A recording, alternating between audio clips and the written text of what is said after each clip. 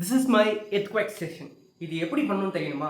இந்த வீடியோவை ஃபுல்லாக பாருங்க. அன்னைக்கு ஒரு நாள் பெட்டில் படுத்து அடுத்து என்ன கான்டென்ட் போடலான்னு யோசிச்சுக்கிட்டு இருந்தேன். சடனாக பார்த்தா டம்முன்னு ஒரு சவுண்டு, விண்டோ டோர் எல்லாம் ஷேக் ஆச்சு. அப்போ வந்துச்சு எனக்கு ஒரு யோசனை, நம்ம ஒரு எர்த்குவேக் ஸ்டேஷன் பில்ட் பண்ணால் எப்படி இருக்கும் அப்படின்ட்டு. அதுக்கு அடுத்து எர்த்குவேக் ஸ்டேஷன் பண்ண என்ன நான் வேணும்ன்ட்டு ரிசர்ச் பண்ண ஆரம்பித்தேன்.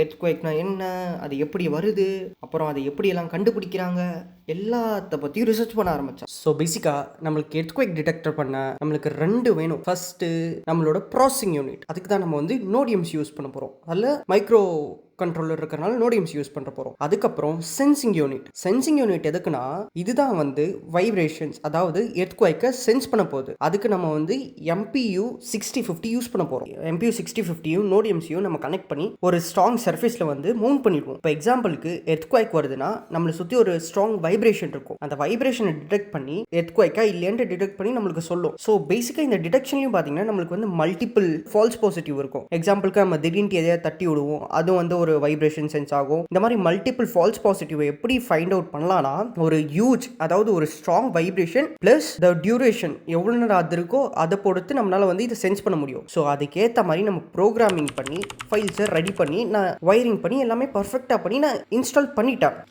அதுக்கப்போ தான் ப்ராப்ளமே. நான் ரன் ஆகல. பார்த்தா எரர்னே வந்துகிட்டு இருக்கு. என்ன எரர்னு பார்த்தா இது டிடெக்ட் ஆகாத, சென்சர் டிடெக்ட் ஆகாத மாதிரி எரர் வந்துகிட்டு இருக்கு. நானும் கழட்டி போடுறேன், மாற்றி பார்க்குறேன், லைப்ரரிஸை சேஞ்ச் பண்ணி போட்டு பார்க்குறேன், எதுவுமே ஒர்க் ஆகலை. அதுக்கப்புறம் டீபக் பண்ணி பார்த்தேன். ரிஜிஸ்டர் லெவலில் டீபக் பண்ண பின்னாடி தான் தெரியுது நான் வாங்கினது MPU 6050 இல்லை, MPU 600 க்ளோனு, 6000 க்ளோனுன்ட்டு. சரி இதை தூக்கி போடலாம் தான் நினச்சேன். ஆனால் தூக்கி போட்டா அதுவும் வேஸ்ட்டு. ஸோ என்ன பண்ண, நம்ம ரிஜிஸ்டர் லெவல்லேருந்து டேரெக்டாக வேல்யூ பை வாங்கி அதை ப்ராசஸ் பண்ணிப்போம் நோடிஎம்சியூலன்ட்டு ட்ரை பண்ணி பார்த்தா ஒர்க் ஆச்சு. நோடிஎம்சியூவில் ப்ராசஸ் பண்ணி நம்மளுக்கு ஒரு வெப் டேஷ்போர்டோட நம்மளோட எர்த்குவேக் டிடெக்ஷன் ஸ்டேஷன் ஒர்க் ஆயிடுச்சு. ஸோ உங்களுக்கு இது எப்படி பண்ணணும், அது மட்டும் இல்லாமல் இதோட ஒயரிங், ப்ராப்பர் கோடிங் எல்லாம் வேணும்னா டிஸ்கிரிப்ஷனில் PDF லிங்க் கொடுத்துருக்கேன். நீங்கள் போய் கோ த்ரூ பண்ணி பார்த்துக்கலாம். See you in another interesting content.